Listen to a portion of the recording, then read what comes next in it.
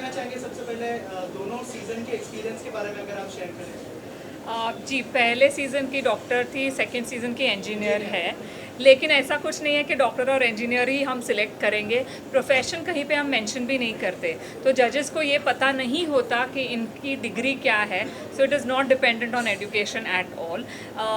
जो x factor होता है स्टेज पे एंड बिफोर ऑल्सो, क्योंकि इनका मार्किंग या ग्रेडिंग होता है वो पहले से ही शुरू होता है, तो इनमें जो दिखाते हैं कि उनमें वो एक्स फैक्टर है वही विनर होती है। जहाँ तक सीज़न 1 और सीज़न 2 का एक्सपीरियंस बहुत अच्छा रहा है मेरा। The contestant who participated were really good, all of them were fantastic, all of them are doing very good work. जैसे सीज़न 1 की एक महिला है नीलम राणे, तो उन्होंने एक फाउंडेशन खोला है for stray cats and dogs, तो वो बहुत काम कर रही है उसके लिए।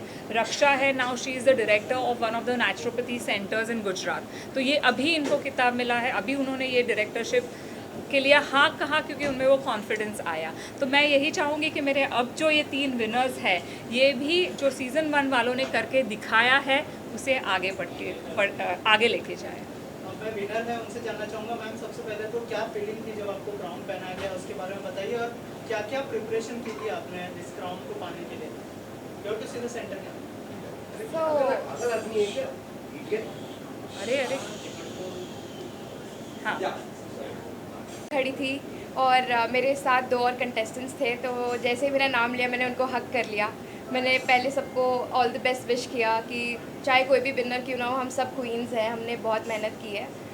बट हाँ, एक्सपेक्टेड था, बट मतलब उस पॉइंट पे बहुत ओवरवेलमिंग हो जाता है, तो I start crying I guess, खुशी के आंसू थे। एंड फिर मैंने मैम का आशीर्वाद लिया स्टेज पे, एंड वो था। और सेकंड क्वेश्चन, प्रिपरेशन के लिए हमारा 1 मंथ का बहुत एक्सटेंसिव ट्रेनिंग हुआ था। ये ट्रेनिंग सिर्फ ग्रूमिंग सेशंस नहीं थे, ये एज ए वुमेन आप फाइनेंशियली कॉन्फिडेंशियली मतलब कॉन्फिडेंट होकर कैसे नो इंटरनल ग्रूमिंग ज़्यादा हुई थी, जिसके कारण हम सब आज इतने कॉन्फिडेंट हैं और फेस कर पाते हैं हर चीज़ को। तो मेरा इंटरेस्ट था, बट आई थिंक मेरा first session with Aditi ma'am was very pivotal, and from there I took it on, and बस पर एक सेशन के बाद हर एक सेशन के बाद मेरा इंटरेस्ट और बढ़ता गया, फिर मैंने बहुत मेहनत की। I am very discipline in life, तो बस उसके बाद ऐसे ही फिर करते करते एंजॉय करते करते, इट्स ऑल अबाउट ऑथेंटिसिटी। सो या I was authentic through out my journey. Also anchor जब आपको सवाल पूछ रही थी, आपने कहा कि मैंने मैनिफेस्ट भी किया था, उसके बारे में कुछ बताइए हमें कि क्या मैनिफेस्ट किया था आपने? मैंने बस एक डायरी में अपने लिख दिया था कि मैं पैजेंट में विनर बनूंगी, और कि क्योंकि मैं बचपन से ऐसे कोम या माइक पकड़ के मिरर के सामने ऐसे प्रिटेंड करती थी कि मैं किसी चीज़ की विनर हूँ, और मैं बात कर रही हूँ लोगों के सामने। और जब वो सही में हो रहा था, जैसे आज हो रहा है, तो मेरे को ऐसा डेजा व्यू टाइप का फीलिंग होता है, लाइक पता नहीं, I just feels very I can't explain the feeling, how it feels, but yeah, it's just magical. I would say manifestations work, but खाली लिखने से manifestation नहीं होता है, you have to really work hard for it, जो मैंने किया। तो या मैम ऑल्सो सीजन 3 स्टार्ट होने वाला है, तो आपसे जानना चाहूँगा कि जो विनर है उसमें क्या क्या क्वालिटीज़ होनी चाहिए? दो विनर को हम देख चुके हैं, एक डॉक्टर है, एक इंजीनियर है, उसके अलावा क्या क्या क्वालिटीज़ होनी चाहिए एक जो विनर जो बनती है या फिर जो भी अप्लाई करती है इस कॉन्टेस्ट में?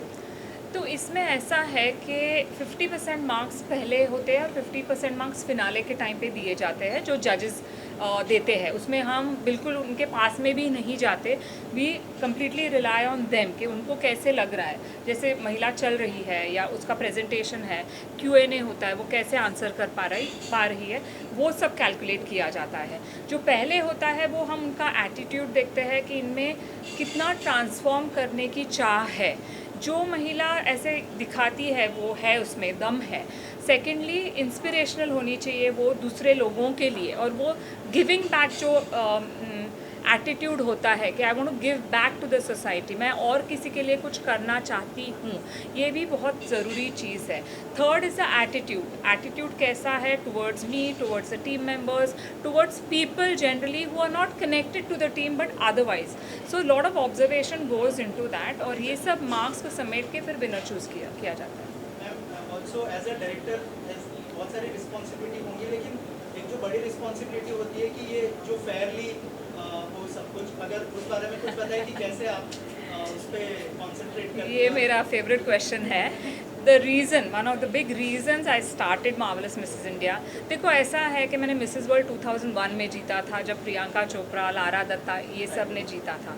उसके बाद में इतने टाइम के बाद मैंने क्यू पैजेंट शुरू किया। तो इसका एक कारण ये है क्योंकि मैं हर महीने एटलीस्ट 2 to 3 ब्यूटी पैजेंट्स को जज करती आई हूँ। तो शुरुआत में ठीक था, लेकिन लेटली मैंने ये देखा है कि क्राउन्स ऑफ अ सेल, तो ये मुझे अच्छा नहीं लगता है, क्योंकि मेरी जो जर्नी रही है एक एक चीज़ मुझे अभी तक याद है, and my crowns were not for sale when I one. और ऐसे ही मैं यही चाह रही थी कि जो महिला पार्टिसिपेट करना चाहती है वो उनका जो हुनर है उस पर वो जीते, ना कि पैसा दे के जीते, क्योंकि वो तो फिर ठीक है, मतलब then you go to a jewellery store या जहाँ क्राउन बिकते वहाँ से ले लो आप। तो मेरा यही मानना है कि जो ऑथेंटिसिटी है, ट्रांसपेरेंसी है इस प्रोसेस में, तो ये मैं मेंटेन करके हम आगे बढ़ रहे हैं। मैम जो विनर होंगी उनके लिए क्या क्या, मतलब आगे क्या इंटरनेशनल जो रिप्रेजेंट करने वाले Yes. उसके बारे में भी अगर कुछ जी बताएं। जी, तो हर जो विनर है उनको अपॉर्चुनिटी मिलती है to represent herself on an international pageant के लेवल।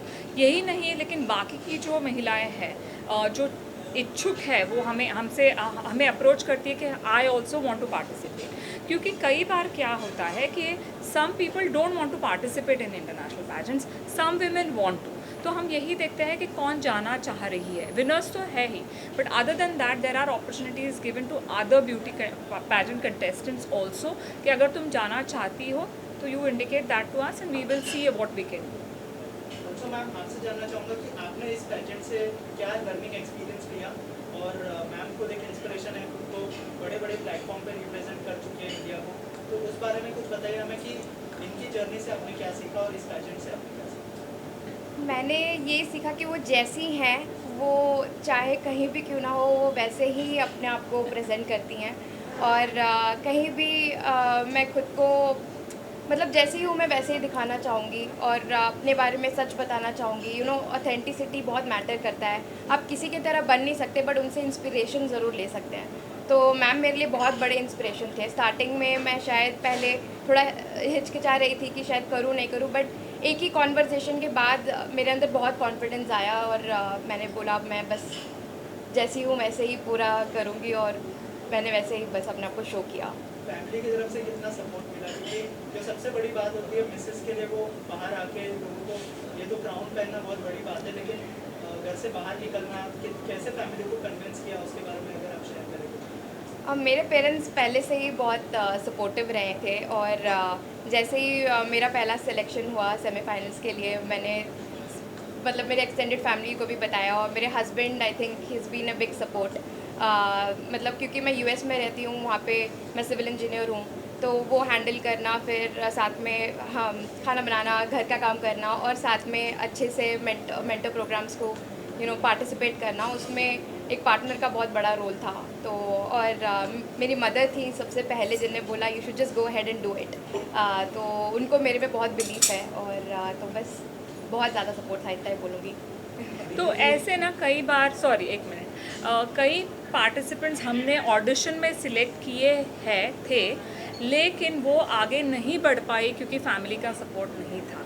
ये उनका छोटा सा जो ड्रीम है वो नहीं फुलफ़िल हो पाया। तो मेरी यही दरख्वास्त है सब उन फैमिली मेम्बर्स को कि अगर आप में आपकी बेटी, आपकी बहू या आपकी बीवी या बहन पार्टिसिपेट करना चाहे, तो ये कोई ऐसा प्लेटफॉर्म नहीं है जो कोई कंट्रोवर्सी के बेसिस पे हम आगे बढ़ेंगे, या स्विम सूट राउंड होता है, हम वो नहीं रखते हैं। तो ये एक फैमिली के लिए ही प्लेटफॉर्म है, क्योंकि हमारी जो ऑडियंस होती है उसमें बच्चे होते हैं, उसमें माँ होती है, mother in law, father in law होते हैं। So we don't want to get into that zone, because at the end of the day वो हमारे जो प्लेटफॉर्म के लिए वो सूट नहीं करता। अदिति जी, मैं आपसे जी।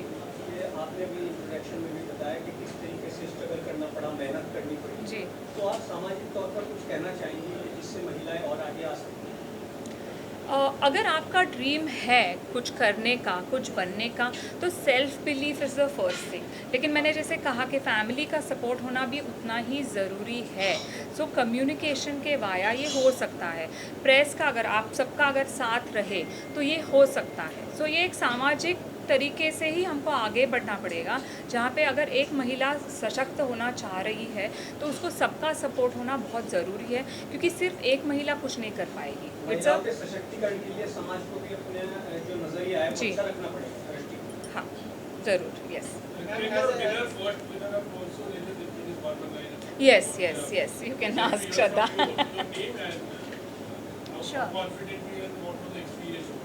Right, so my name is Shraddha Tripathi और मैं कॉर्पोरेट में काम करती हूँ। I am an HR professional. तो मैं बहुत सारे लोगों से मिलती हूँ। मैं ट्रेनर हूँ और मैंने बहुत सारे प्रोलिफिक लीडर्स को ट्रेन किया है एक मंच पे। तो ये मंच was familiar, stage was familiar for me, पर एक अलग दृष्टि से स्टेज पे चलना, अपने आप को संवारना और सर्टन रूल्स फॉलो करना या प्रोसेस फॉलो करना, ये मेरे लिए बहुत बड़ी बात थी। So thank you so much marvellous Mrs India and the team to support.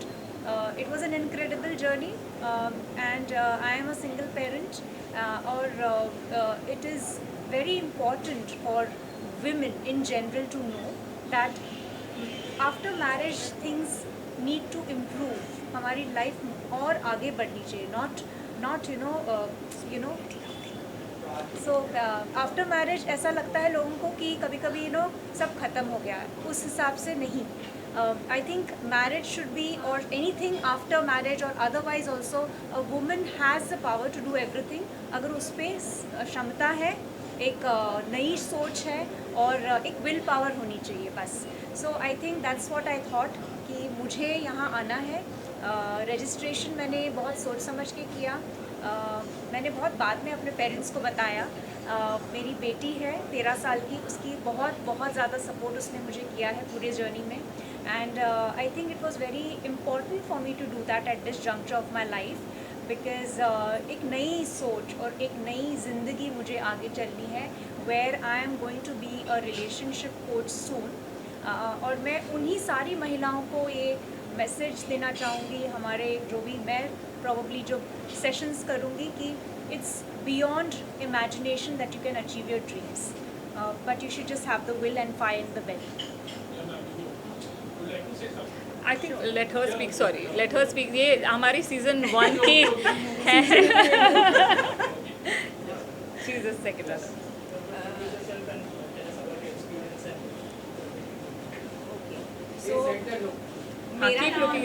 मेरा नाम डॉक्टर गरिमा चौहान है।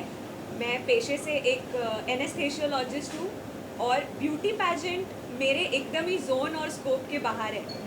मैंने कभी लाइफ में हील्स नहीं पहना था, मैं हमेशा चप्पल, स्पोर्ट्स शूज़ बस यही पहनती हूँ।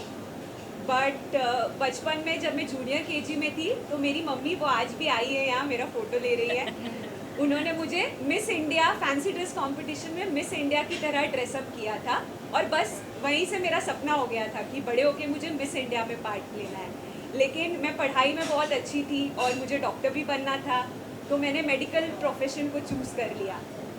लेकिन लास्ट ईयर मेरा बहुत बुरी तरीके से रोड ट्रैफिक एक्सीडेंट में उत्तराखंड में एक्सीडेंट हो चुका था और मुझे बहुत सारी इंजरीज़ हुई, मल्टीपल सर्जरीज़ हुए एब्डोमेन के, हैंड के, और वो टाइम था मेरे लाइफ का जब घर वालों को, डॉक्टर्स को, सबको लगा कि ये अब नहीं बचेगी। तो उस टाइम मैंने अपने आप को सोचा कि अगर आज मेरी डेथ भी हो जाए तो क्या मैंने एक अच्छी लाइफ जी है, और मेरा आंसर येस था। मतलब मैंने सब कुछ अचीव किया, अपने पेरेंट्स को प्राउड बनाया, फर्स्ट जनरेशन डॉक्टर एक मिडिल क्लास फैमिली से होके, गवर्नमेंट मेडिकल कॉलेज से पढ़ाई करके। लेकिन मुझे ऐसा लगा कि मैंने अपने लिए अपना सपना पूरा करने के लिए कोई एफर्ट नहीं लिया। मुझे एक ब्यूटी पैजेंट में पार्टिसिपेट करना था जो आगे जाके इंटरनेशनली भी मैं खुद को रिप्रेजेंट कर पाऊँ।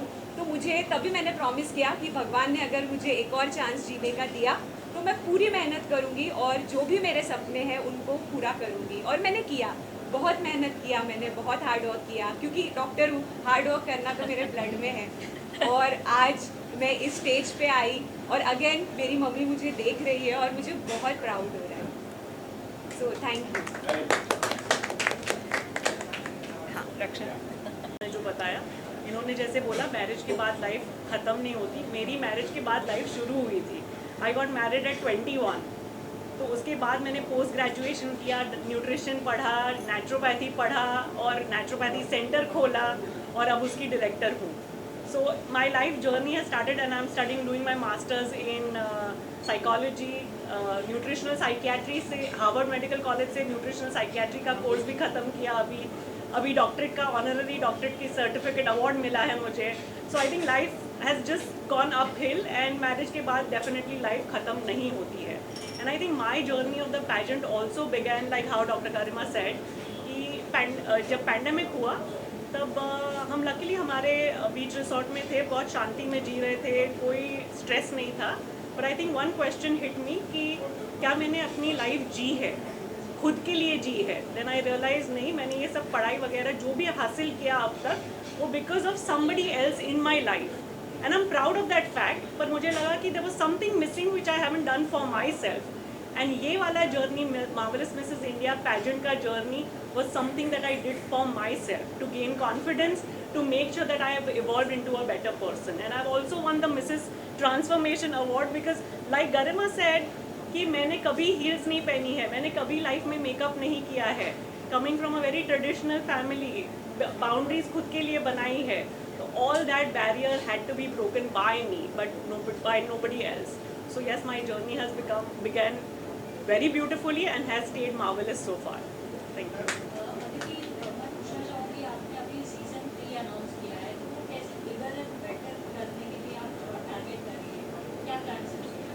जी, तो मेरी यही ख्वाहिश है कि हर सीज़न पहले सीज़न से बड़ा ऑन अ ग्रैंडर स्केल होता जाए, बिकॉज आई वांट टू, सबसे महत्वपूर्ण चीज़ ये है कि I want to impact more and more women.